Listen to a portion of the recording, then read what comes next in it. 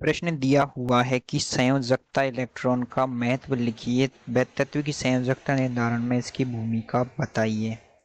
मतलब कि संयोजकता इलेक्ट्रॉन का परमाणु के अंदर क्या महत्व होता है और ये तत्व की संयोजकता को किस तरीके से निर्धारित करता है, ये हमें इस प्रश्न में बताना है। तो संयोजकता इलेक्ट्रॉन क्या होता है? तत्व के बाह्यतम कोश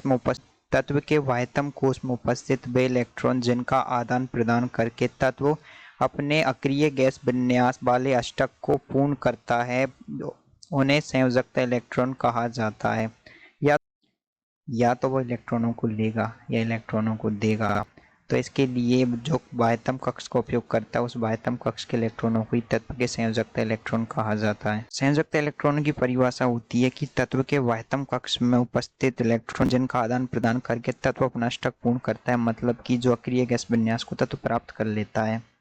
अब तत्व की संयोजकता के निर्धारण में इनकी बहुत महत्वपूर्ण भूमिका होती है। वो किस तरीके से होती है, इसके बारे में हम जानेंगे। तत्व की संयोजकता निर्धारित करने में जो तत्व का जो संयोजकता इलेक्ट्रॉन होता है, उसी की महत्वपूर्ण भूमिका होती है। जो तत्व का बाह्यतम कोश होता है, उसमें आपके संयोजकता इलेक्ट्रॉन रहते हैं और इसी कोश से ये इलेक्ट्रॉनों का आदान प्रदान करता है, जिसके द्वारा ये अपना अक्रिय गैस विन्यास प्राप्त करता है और जिसकी सहायता से ये अपना अष्टक पूर्ण करता है। इसके लिए या तो ये इलेक्ट्रॉनों का त्याग करता है यदि धातु होगी तो, और जितने इलेक्ट्रॉनों को ये त्याग या ग्रहण करता है वही इसकी संयोजकता कहलाती है। इसको हम एक बहुत अच्छे एग्जाम्पल के द्वारा इसको हम समझेंगे। इसका सबसे अच्छा एग्जाम्पल लेते हैं हम क्लोरीन का। जो क्लोरीन का परमाणु क्रमांक होता है आपके 17, तो जिसके इलेक्ट्रॉनिक विन्यास आएगा आपके ये आएगा आपके 1s2 2s2 2p6 3s2 और 3p5।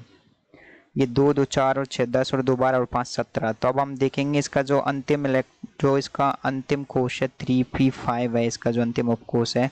और हम जानते हैं कि p के अंदर में 3 कक्षक होते हैं, देखिए आप 1 2 और 3।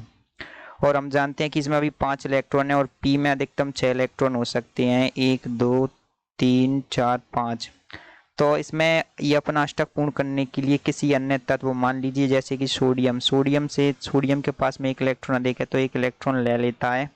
इलेक्ट्रॉन लेने के बाद में यहाँ पर इसका इलेक्ट्रॉन आ जाता है और यही इसकी संयोजकता हो जाती है। इस तरीके से यहाँ पर जो 3p5 है वो आपका 3p6 हो जाता है और इसका जो अक्रिय गैस विन्यास प्राप्त हो जाता है, जो कि ऑर्गन के समान होता है, क्योंकि जो ऑर्गन का अक्रिय गैस विन्यास होता है वो होता है 1s2 2s2 2p6 3s2 और 3p6। तो जो एक इलेक्ट्रॉन इसने सोडियम से या किसी भी अन्य धातु से लिया है वही इसकी संयोजकता होगी, इसलिए हम क्लोरीन की संयोजकता को हम 1 कहते हैं। तो हम जानते हैं कि क्लोरीन की जो संयोजकता होती है वो 1 होती है। इस तरीके से तत्व का जो संयोजकता इलेक्ट्रॉन होता है वो इसकी संयोजकता को निर्धारित करने में काम आता है, इसीलिए तो इसका नाम संयोजकता इलेक्ट्रॉन है। यदि ये संयोजकता निर्धारित नहीं करता तो इसका नाम संयोजकता इलेक्ट्रॉन क्यों होता? Thank you.